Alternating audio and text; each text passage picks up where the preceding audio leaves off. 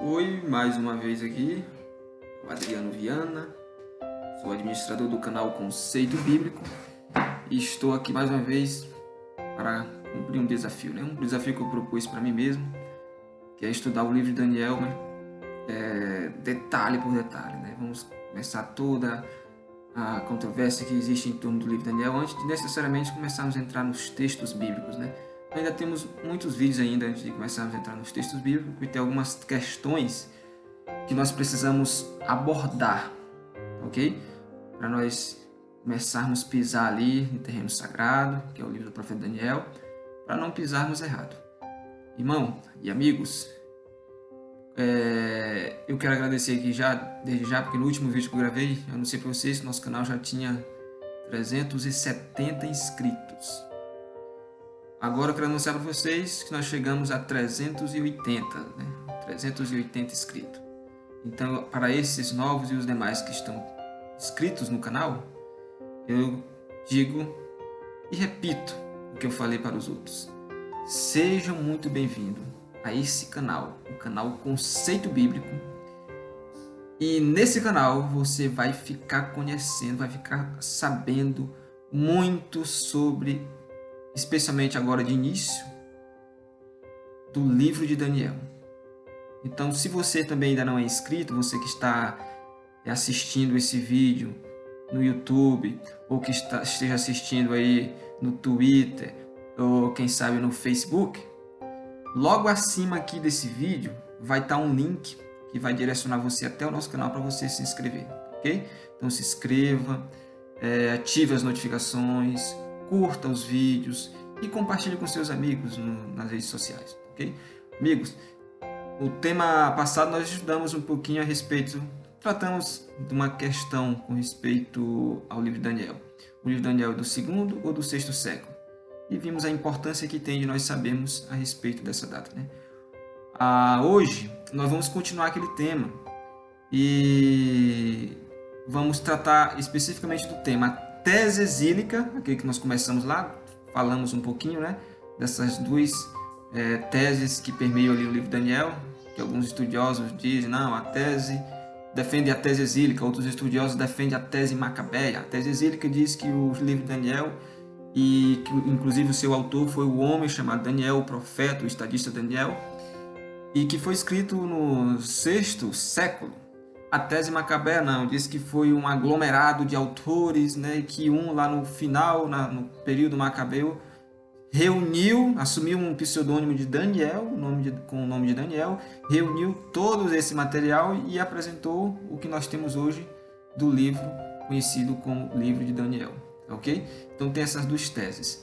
E vamos analisar hoje mais detidamente, nesse primeiro vídeo aqui, desses dois e outros que vão vir, nesse primeiro vídeo nós vamos analisar a tese exílica. Vamos apresentar aí os argumentos, poucos, né? Não vamos fazer estudo exaustivo, né? O argumento da tese exílica e no próximo o argumento da tese macabeia, tá ok? E há um ditado no meio acadêmico que diz o seguinte, que as pressuposições de um pesquisador influenciam suas conclusões. E isso tem se mostrado verdadeiramente tem se mostrado verdade, principalmente quando se fala ou se avalia a origem, a estrutura e a teologia do livro de Daniel, quando os eruditos analisam a origem, a estrutura e a teologia do livro de Daniel. E neste vídeo e nos próximos, nós vamos justamente fazer uma breve apresentação, uma breve avaliação das pressuposições de alguns teólogos da linha crítico-histórico que na atualidade defendem essa ideia da tese macabeia. E contrastar com a abordagem conservadora, a abordagem conservadora que defende a tese exílica. Ok? Por isso nós já convidamos você a não perder os próximos vídeos desse fabuloso estudo que nós vamos fazer com respeito a essas teses aí que tentam te visgar, ok? Pois bem, No vídeo anterior, dissemos que até o século XIX, na nossa era, tanto a sinagoga como a igreja aceitavam as declarações do livro de Daniel.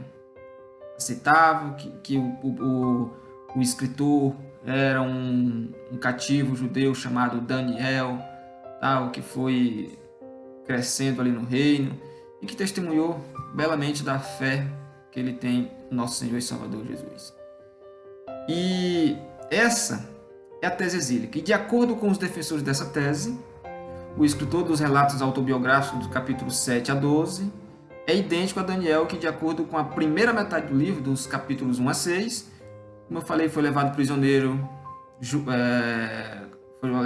para a Babilônia, e durante o período do exílio, ele e vários colegas judeus foram promovidos a altas posições administrativas a serviço dos governos de Babilônia, o neobabilônico, e os governos medo-persa, o governo medo-persa.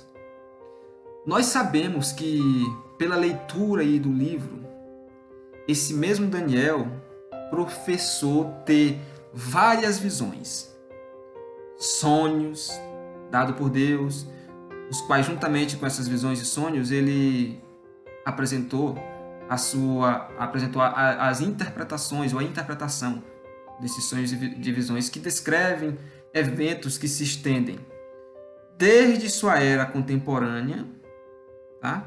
As visões e os sonhos que Daniel teve descrevem os eventos que sucederam desde sua época contemporânea até o tempo quando os impérios humanos terão chegado ao fim e o reino de Deus terá sido estabelecido para todo sempre. Essa é a visão, basicamente, resumidamente, que defende os defensores aí da tese exílica. E essa convicção com relação ao livro de Daniel foi sustentada por quase 2 milênios, tanto por judeus como por cristãos, e ela é apoiada, eu digo com toda certeza, não por afirmações implícitas, mas por afirmações explícitas do próprio livro de Daniel. Por exemplo, se você ler o capítulo 1, verso 1, diz lá o seguinte, uma informação aí, ou uma afirmação explícita do próprio livro. Diz lá, Daniel 1, verso 1 diz que no ano 3º do reinado de Jeoaquim, rei de Judá, veio Nabucodonosor, rei da Babilônia, a Jerusalém e a sitiou. Então nós temos aqui 2 reis, Jeoaquim, rei de Judá, temos também Nabucodonosor, rei da Babilônia. E temos um período de tempo, temos uma data aí, um período que é o ano 3º do reinado de Jeoaquim. Tá? Agora veja, os estudiosos aí com base no sincronismo bíblico que relaciona os reinados de vários reis de Judá com o de Nabucodonosor, os reinados em Babilônia foram estabelecidos já astronomicamente, pois esses estudiosos chegaram à conclusão que o 3º ano do reinado de Jeoaquim durou, segundo o calendário judaico, do ano 606, do outono, na realidade 606, ao outono de 605 a.C. Isso já é conclusivo. Tá? O reinado de Jeoaquim durou do ano do calendário do outono de 606, tá? Não é que durou, na verdade é o reinado que durou segundo o calendário judaico do outono de 606 ao outono de 605. E aí, com base, com toda certeza, com base nessa data, os eventos registrados neste versículo 1 e no versículo 2, devem ter ocorrido ali em algum momento durante o ano civil judaico, que começou no ano 606 e terminou no ano 605. Porque o reinado de Jeoaquim foi muito curto, né? Ele era apenas um fantoche. Tá? Tinha hora que obedecia Nabucodonosor, outra hora o faraó Neco, era apenas um fantoche. Então você já vê aí, uma tese exílica coloca exatamente os eventos da forma como o profeta anunciou. A tese Macabé já quer pegar essas datas aqui, quer enquadrar em algum momento, ou encaixar em algum momento na época dos Macabeus, que não tem pé nem cabeça. Ok?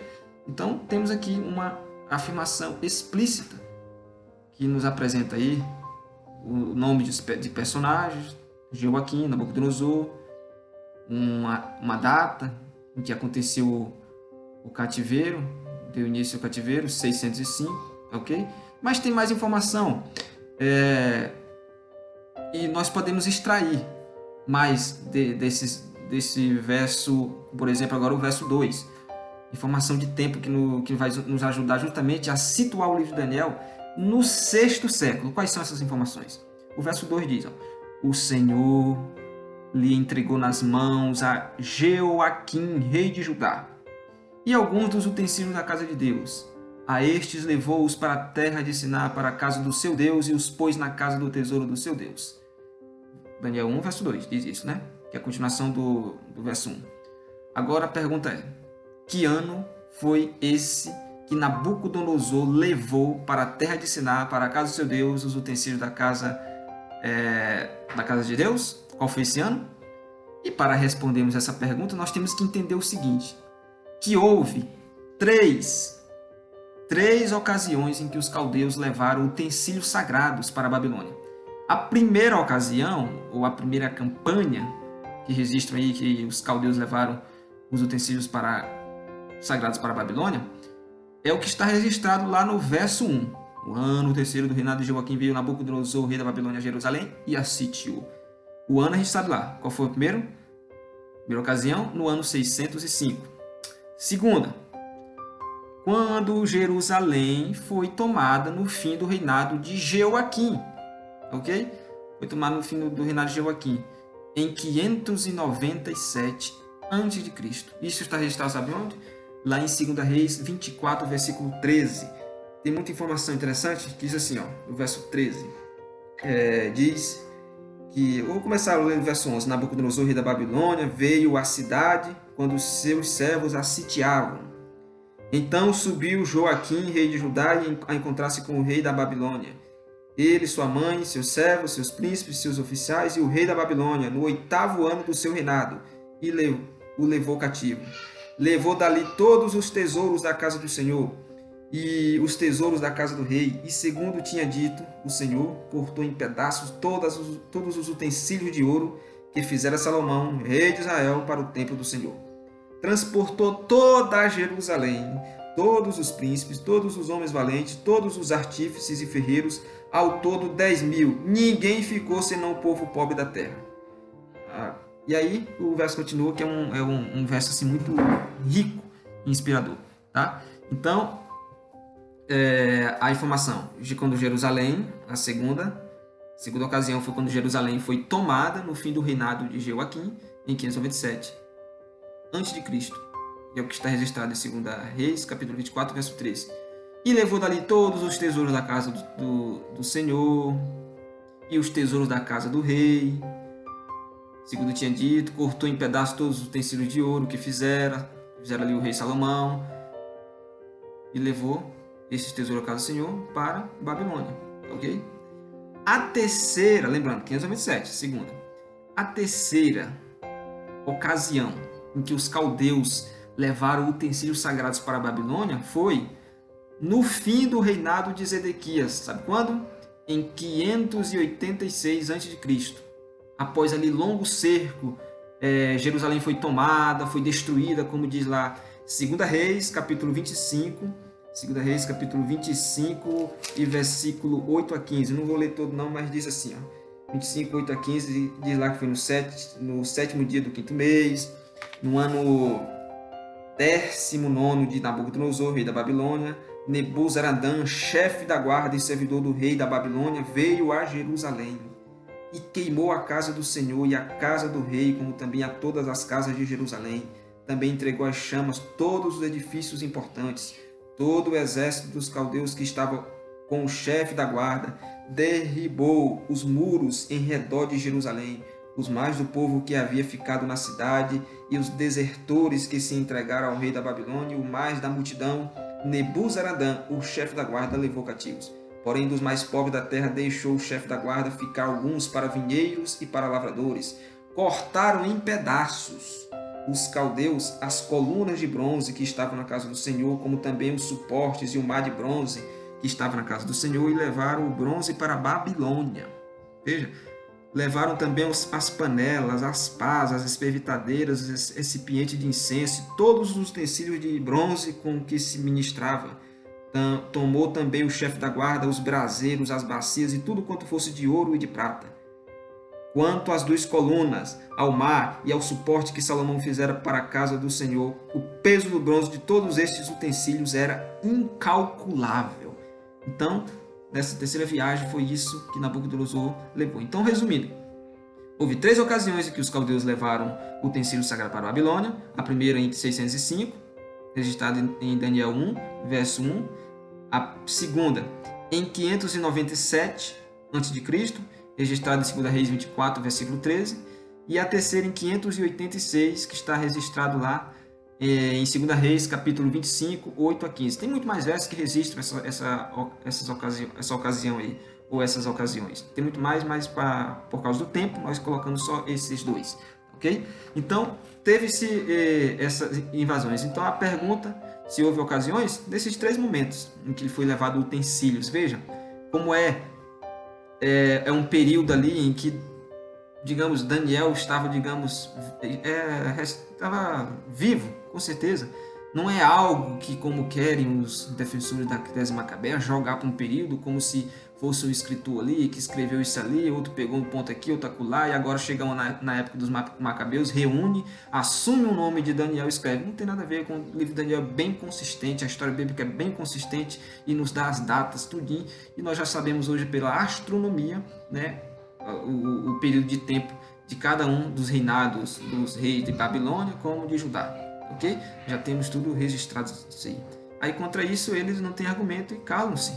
Não tem como, eles não têm resposta para tudo isso e acabam se calando. E aí fica mentiras por aí ainda se propagando.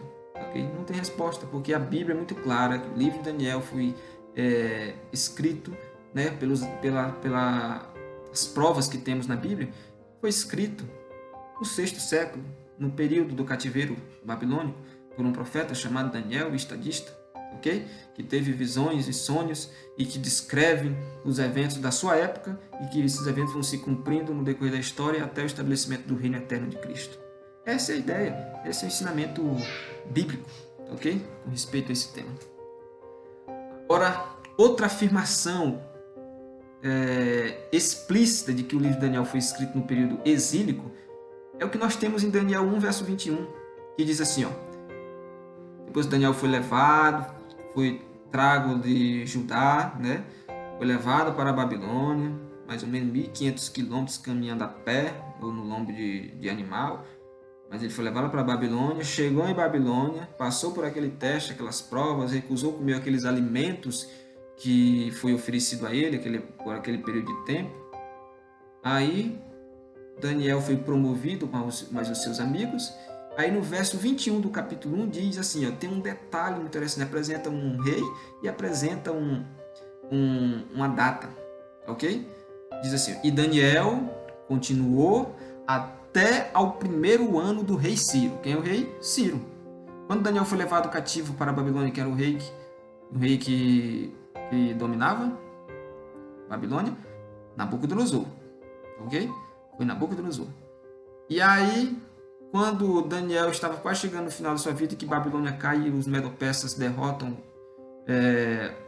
os babilônicos lá durante aquela festa fatídica que Belsazar promoveu usando os utensílios sagrados que seu pai tinha trago. Depois que Babilônia cai, qual é o próximo império? Os medo-persas. E quem é o grande nome desse império? Ciro. Veja que Daniel estava nesse período vivo, diz que ele continuou até o 1º ano do rei Ciro. E qual é a importância de do rei Ciro, para a profecia bíblica e para datarmos ali, colocarmos que o livro de Daniel foi escrito sim nesse período aí do 6º século? Que Daniel aqui ele se refere ao 1º ano do rei Ciro, sabe por quê? foi o decreto, e aí você vai saber a importância, porque foi o decreto do primeiro ano de Ciro que marcou, sabe o que? O fim do exílio babilônico. E isso você pode ver em 2 Crônicas. Vamos ler rapidinho aqui 2 Crônicas, capítulo 36, verso 22 e 23, que diz assim, ó, 2 Crônicas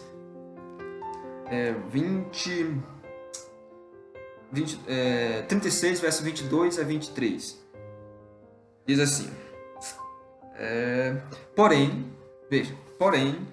no primeiro ano de Ciro, rei da Pérsia, para que se cumprisse a palavra do Senhor, por boca de Jeremias, despertou o Senhor o espírito de Ciro, rei da Pérsia, o qual fez passar pregão por todo o seu reino, como também por escrito, dizendo: assim diz Ciro, rei da Pérsia: o Senhor Deus dos céus me deu todos os reinos da terra e me encarregou de lhe edificar uma casa em Jerusalém, que está em Judá. Quem entre vós é de todo o seu povo, que suba, e o Senhor seu Deus seja com ele. Ok? Então, se dizendo assim que o Senhor Deus do céu me deu, que me deu os reinos dos céus, mandou escrever esse decreto aqui, anunciar esse decreto para o seu povo voltar para a sua terra. Aí temos também Esdras, capítulo 1, verso 1 a 4. Esdras 1, de 1 a 4, diz assim, capítulo 1, verso de 1 a 4. No primeiro ano de Ciro, rei da Pérsia, para que se cumprisse a palavra do Senhor por boca de Jeremias, despertou o Senhor o espírito de Ciro, rei da Pérsia, o qual fez passar pregão por todo o seu reino, como também por escrito, dizendo: assim diz Ciro, rei da Pérsia: o Senhor Deus dos céus me deu todos os reinos da terra e me encarregou de lhe edificar uma casa em Jerusalém. Quem dentre vós é de todo o seu povo, seja seu Deus com ele, e suba a Jerusalém de Judá e edifique a casa do Senhor, Deus de Israel. Ele é o Deus que habita em Jerusalém. E temos também Esdras capítulo 6, versículo 3, que diz assim, ó: o rei Ciro, no seu primeiro ano, baixou o seguinte decreto: com respeito à casa de Deus em Jerusalém, deve ela edificar-se para ser um lugar em que se ofereçam sacrifícios. Seus fundamentos serão firmes. A sua altura de 60 côvados e a sua largura de 60 côvados, com 3 carreiras de grandes pedras e uma de madeira nova. Então está aqui a profecia, como é muito claro, e nos dá justamente essa ideia, né, de que Daniel foi escrito por esse período do 6º século, e não no 2º século, como defende a tese macabeia. E aí você vê um Daniel que ele tem noção do que está acontecendo diante de si, foi levado cativo, apresenta isso, passa por aquele período de prova, apresenta isso, é promovido, apresenta isso também. Aí apresenta então que ele, depois que Babilônia cai, ele vai continuar até o período em que Ciro toma domínio e derrota os babilônios. Apresenta isso também. Apresenta também que mesmo depois desse daí, passar por esse cativeiro, depois de 70 anos, agora Deus vai, por meio porque ele tinha anunciado a profecia por meio de Jeremias, depois de 70 anos, Deus usaria um homem chamado Ciro para libertar, assinar o decreto para que o seu povo voltasse para a sua terra natal. E esse homem é Ciro. E veja como como apresenta a ideia de que alguém, um autor, que é Daniel, que tem noção do que está acontecendo ao seu redor. Okay? Que conhece os eventos que estão ocorrendo. E aí você percebe que esse decreto foi justamente um cumprimento de uma profecia de 70 anos que Deus tinha anunciado ao profeta Jeremias, né? Como diz lá no capítulo 29, versículo 10, que diz que logo que se cumprirem para a Babilônia 70 anos, Deus atentaria para o seu povo, cumpriria para convosco, para com eles, a sua boa palavra, tornando a trazê-los para este lugar, para a sua terra natal.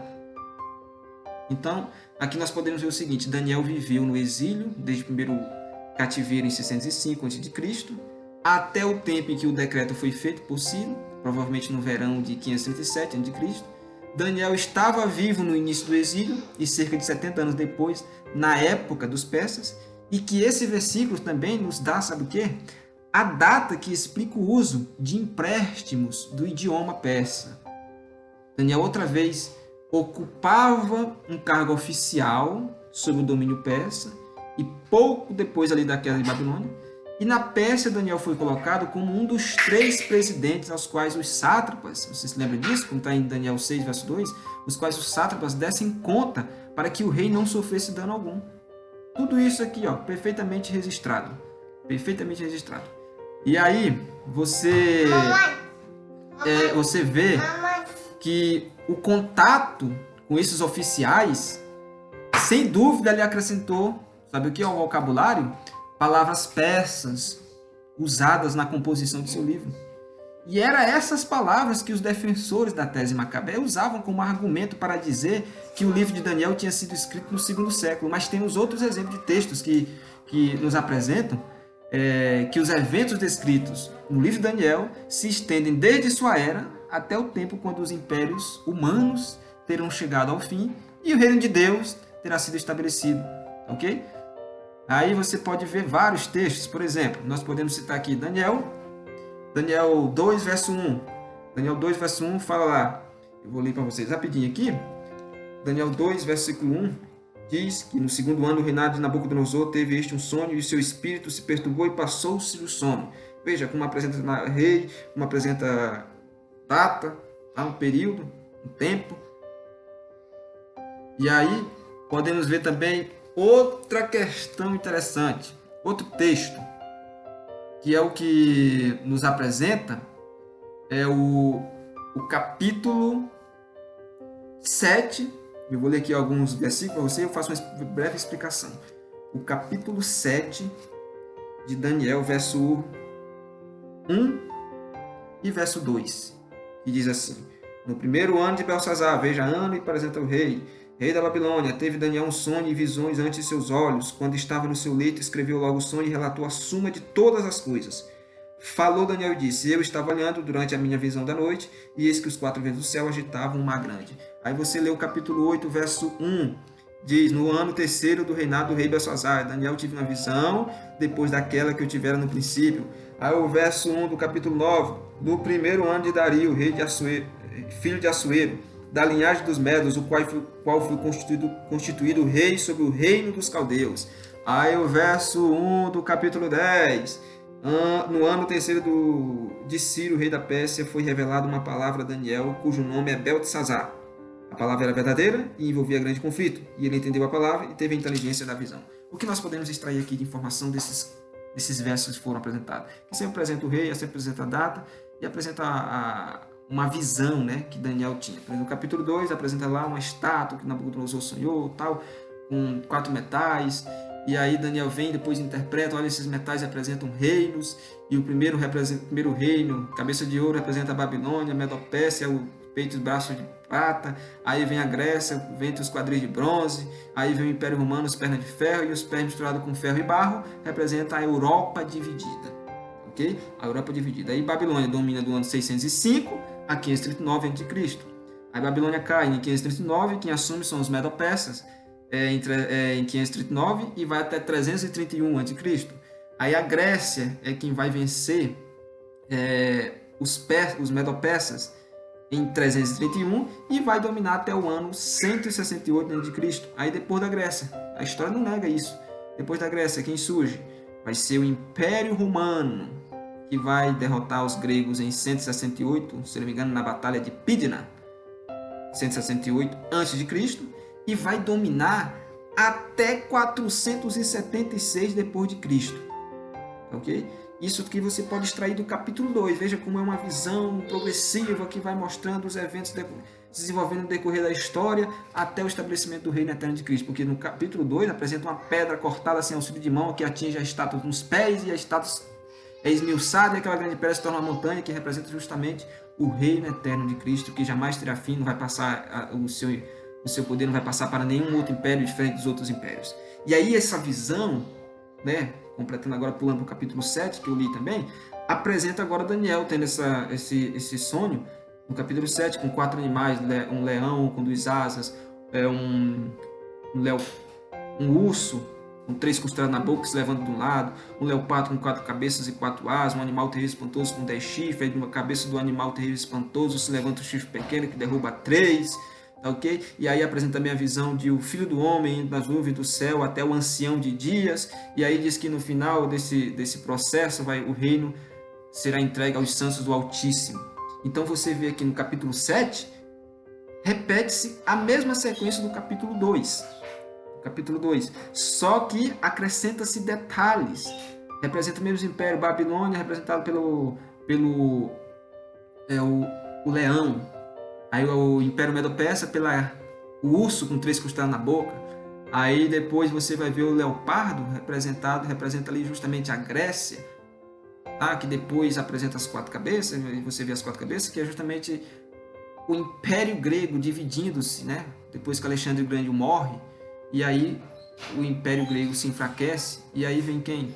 O animal terrível espantoso, que representa Roma.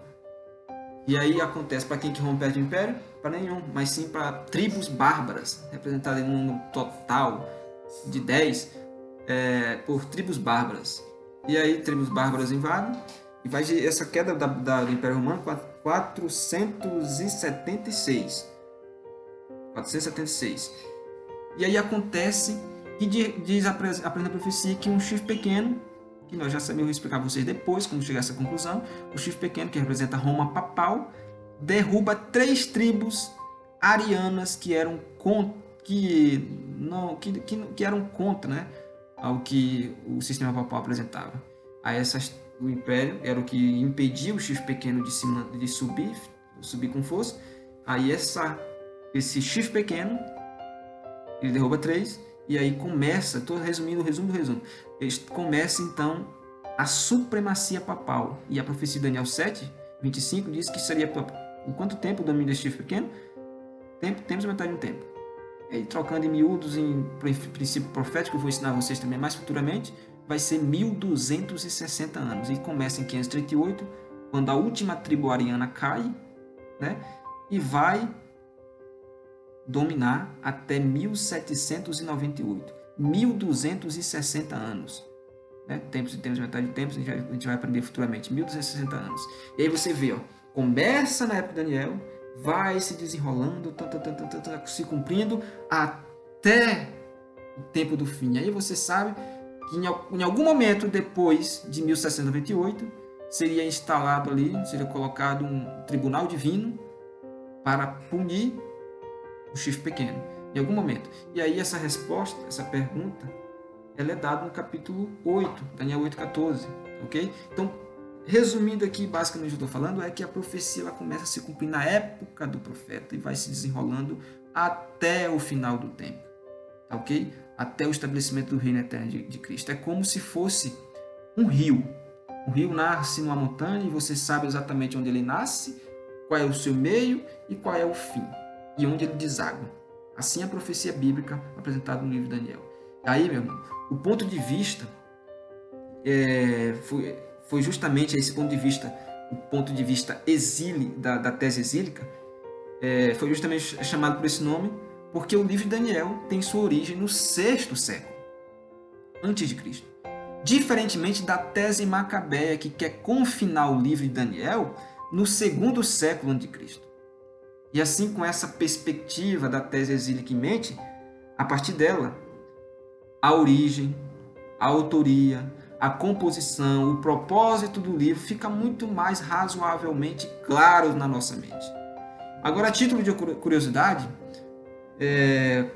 por exemplo, uma curiosidade para vocês aqui, de onde surgiu essa ideia, esse nome, tese exílica e tese macabeia? A gente sabe, exílica tem alguma coisa a ver, tem a ver com o cativeiro, exílico, o exílio, e macabeia tem a ver com os macabeus. Mas sabe quem foi que nomeou dessa forma?